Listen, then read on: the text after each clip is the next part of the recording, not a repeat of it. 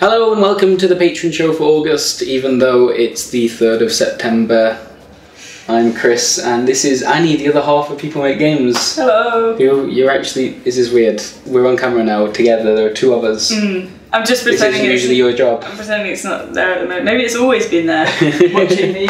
Well, we've got quite a lot of B-roll of like your creative process over the last few weeks, so in a way it has. Yeah, actually I did realise you did have a camera behind me the other day and I completely forgot it was there, and it turns out I itch my face a lot. I thought the good thing about video stuff is, you know, it's fine, you can edit that out, so, which I'm sure there will be a lot of. So what we're going to talk about today is basically what your job is, like how that whole thing works, because it's not that I don't understand it, it's that it would be nice to talk about that with everyone. Because, so yeah, you obviously, you haven't just started on People Make Games, you've been here from the very beginning.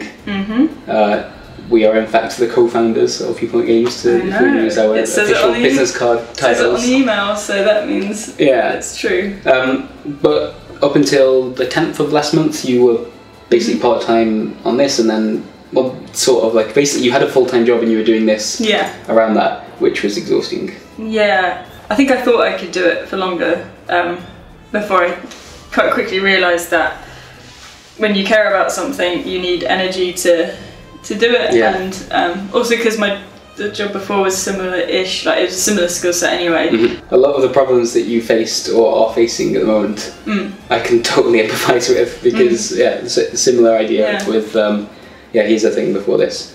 But anyway, the thing we're going to talk about, as I said in this video, is about how your job works, and we're going to focus on, in particular, the bespoke animation you did for the last episode, which was the E3 conference piece. Outside of that, you did a bunch of work on like the design of the video, I guess, the way in which we present things like interview footage and like the bit with the fil rouge, for example. Like, obviously there's a bunch more to your job. However, I think this is the bit that people might be quite interested to hear how it all works. And the animation actually starts usually at the point where you've done all your research, done all the interviews, and you're trying to work out what it's going to start to look like, pieced together, and what the overall. It's usually at that point that we may kind of work out what the overall theme is, because sometimes that's not even immediately obvious, or like what the title of the piece is, or like what angle. Yeah, well, we had the title for this one, although we haven't in the past, but the thing that we didn't have until the two of us sat down. So yeah, it's useful for me in a different way.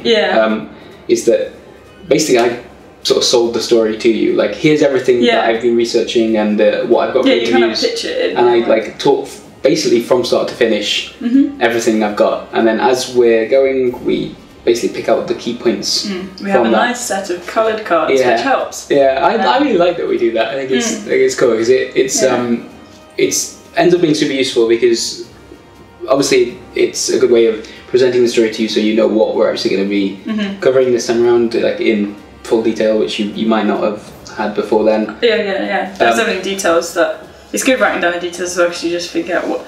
Also, it's only really when you write it down you're like, oh, actually that is really funny, or that's really important. Oh yeah, sometimes when I'm telling you part of a story that I think is really good and your eyes glaze over, I'm like, okay, maybe we'll not write that bit down. I might just be tired. But it's not. Well, we had the discussion with where we go through the script. We've decided the order. I go off to start writing the script. It's that point you start storyboarding? Usually, ideally, I want to listen to the audio and work out where like the key like pulses in the audio are, because it's always, for me, it's just so important to have audio before you start animating. And when I say animating, I mean even storyboarding, because there might be a way that you linger on a word, or the way that you emphasise a word, or the way that you quickly rush past a sentence, which then all of a sudden, if you've planned this really elaborate set of things to happen, then they can't happen, because by the time it started you've already finished that phrase. So that's like super important. Usually we do storyboarding together. Like I draw it, but like we're talking to it together. And I think that's useful, because it can inform the editing that I'm going to do of the pieces around it, and it's also just quite nice to I think the story, like when we sit down and you're storyboarding, those are the moments where we end up being, I think, the most sort of spontaneous and have the most fun with, like, we could put in, like, for example, with the planner. Yeah. Like, we could put in some like references to like some funny Ubisoft jokes, or I think when we were doing the Star Fox one, and we both got really excited about the idea of the R-wing going through the gates, and what that would look like. And yeah, I really like that part of the process, because it feels like I can try and I'm basically like excited to see what's happening, but I feel like we can have a discussion about it as it's going on. It feels quite collaborative at that point. You sometimes need two people in a way, because you can be trying to visualize something, you can be kind of going down a rabbit hole in either in detail or in focusing on the wrong bit necessarily. And so there's definitely been moments where I've been starting to storyboard and it's getting more and more complicated and more like going in more and more directions. Yeah. Okay, so the thing I want to ask you about here is, so you use Adobe Illustrator for that, which sounds like it's good for illustration. Yeah. But the thing I remember being really surprised by when I first started working with you is that you don't use like a stylus, you use a mouse and keyboard for the majority of the work there. Yeah. Why? Isn't that like awkward or painful to use with like don't you have like terrible like claw hand by the It's end not of it? like drawing on MS Paint. It's not like you're drawing. So a lot of the way Illustrator works is you're creating points, and then it has a bunch of built-in shapes, like the obvious things. So you can do rectangles and circles, and then triangles. You can do triangles. It can even. I like the sound of this program. I know. So it has the built-in shapes that you can then use and manipulate and create, move the points on them to distort them in whatever ways you want. But then it also just has pen tools. But it's not like a pen tool like on Microsoft Paint where you're like trying to follow a line and you want to get it to be that shape. You'll do a point and then it'll kind of be a sticky line coming off of where your mouse is, and you put another point, and then it has like handles on it, so you can define if the curve is like shallow or deep or whatever. And yeah, so it basically just works. I only use a mouse and keyboard because of the style. So once you've got a finished illustration of, say, the rabbit scene, what do you do with that? How do you make that move and feel lifelike and work with the audio? There's two different ways of doing things. So one of them is creating your shapes in Illustrator that are separated. The separations are defined by which bits you want to move. So with a rabbit, for example, are you talking about different body parts? Yeah, so its arm would be separate to its body. But then I think the better way, or the way that I probably use more often for quite intricate moving parts, is Illustrator and After Effects have really good compatibility in that, and I don't really know how other animation software does this. Is that you can copy and paste paths from one into the other, so that could be a path of a compound shape. So with the rabbit example, what would that mean? So, for instance, the mouth area has got the kind of pink blobby bit, and then its mouth in the middle. Yeah. So what I would do is I would draw in Illustrator its open expression, so when it's happy, and then it's like slightly closed expression when it's like maybe looking like usually confused. Mostly confused. They're either happy or confused. There's not really like a moving part in the same way there is with a limb in that instance. It's not like you've got a joint and so it's like, how do I transform those shapes? So pasting paths from Illustrator into After Effects means that you can copy a shape and paste it you can create a new shape layer but with no predefined shape, and you can paste this path from Illustrator into After Effects, which means that now all of the information that was in Illustrator is now in After Effects, but it's editable, so it hasn't compressed it into an image, or it hasn't flattened it. You can then grab all the points and then manipulate them again further. So usually what I do with the mouth example is you have the wide expression, the like happy expression, paste that in, so its mouth's big and a certain shape, and then you paste you move along the timeline a bit, you paste the confused smaller mouth shape.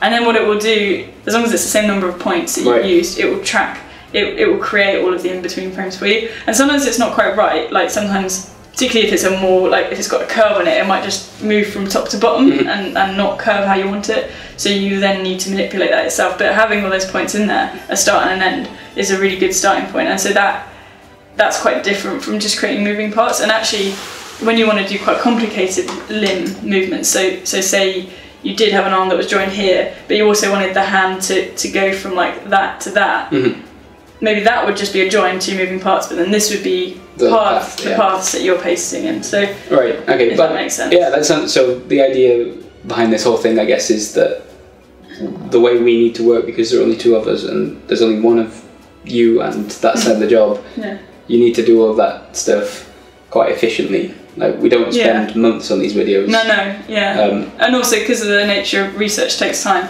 it's not like I'm animating for a whole month. No, it's definitely towards the end. So, yeah, the reason we wanted to do this in this month's Patreon show, or last month's Patreon show, is the fact that, so you've joined full time, and we want to make it really clear that, like, you are completely the other half of People Make Games.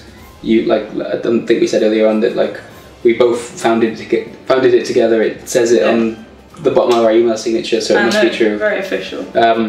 And that we see People Make Games going forwards as something that does treat both the research, the writing, and the presenting as half of the project, and the illustration, the animation, and the fact that it's an attractive thing to watch as the other half. But yeah, hopefully you found that interesting. Let us know if you would like to see more stuff like this. We're trying different things with the Patreon show every time at the moment, just to see. It's going to be juggling what next. Works. Yeah, you can actually juggle. No, I could juggle, and now I can't. Do you have any? Where are you juggling? No, this is just going to be embarrassing. That's not. Where are they? Where are they? Also, when you say you here? can juggle, I got to 7. Are they here? I got to 7 throws. Where are they? I couldn't find them, but I found some grapes. Okay. 1. How many do you reckon? 3? I can't juggle anymore. 2. I've taken the end off. Also, no one's going to see that these are grapes. 3. They're grapes. Grapes. Okay, go. I can't juggle with, like, juggling balls that aren't grapes. I could juggle. Go, come on, you promised juggling.